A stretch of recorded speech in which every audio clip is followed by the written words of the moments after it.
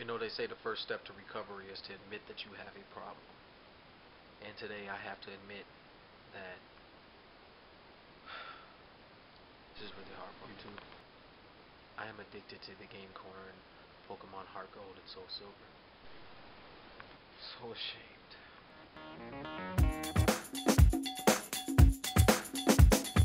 How's it going, YouTube? It's McLean. I'm going to answer a question submitted by a viewer about how I got into the game of Yu-Gi-Oh! Who wants to hear a black guy's Yu-Gi-Oh! Story? I was just born with cards in my hand.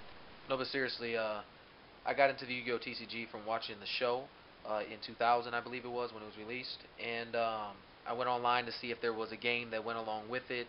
And to my surprise, there was only a Japanese game. So I went out and bought Japanese cards and started playing the game with my cousin, even though I couldn't read Japanese. I know what you're thinking. Why is this guy going out buying Japanese cards? Black guys can barely read English. How does he expect to read Japanese?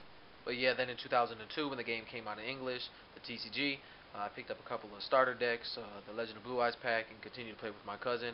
I didn't really get competitively into the game until about 2005. Then in 2005, I ran across a guy on Pojo while trading that said that he knew of a place in my area that was holding Yu-Gi-Oh! Tournaments. So I went to the place, and the story begins. So I went to the place and began to play in the tournaments. I didn't do too well. I didn't have a complete deck. I was still waiting on cards from people that I had traded with. But I was having fun. Even though now that I think about it, it's not exactly fun losing.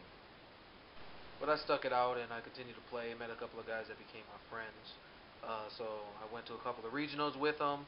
My first regional I went X2, finishing like 9th or 10th or something like that. Then the second regional I went X2 again, losing on the bubble, finished somewhere in the top 16, between 9th and 16th place.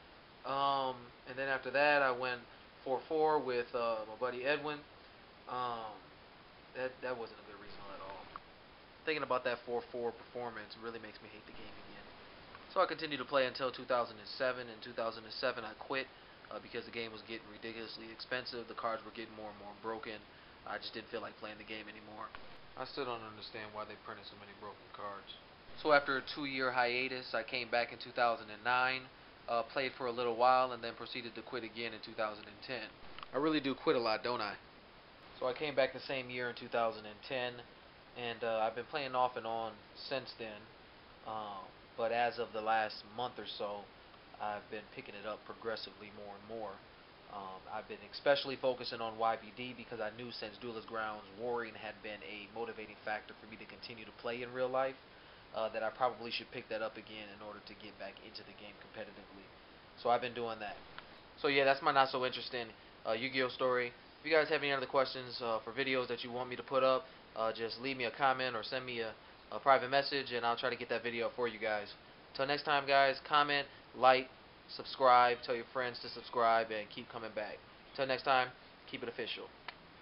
Not your white friends. Them motherfuckers will be there by the time you hang up the phone, and they'll be madder than you. Just what the fuck did he do?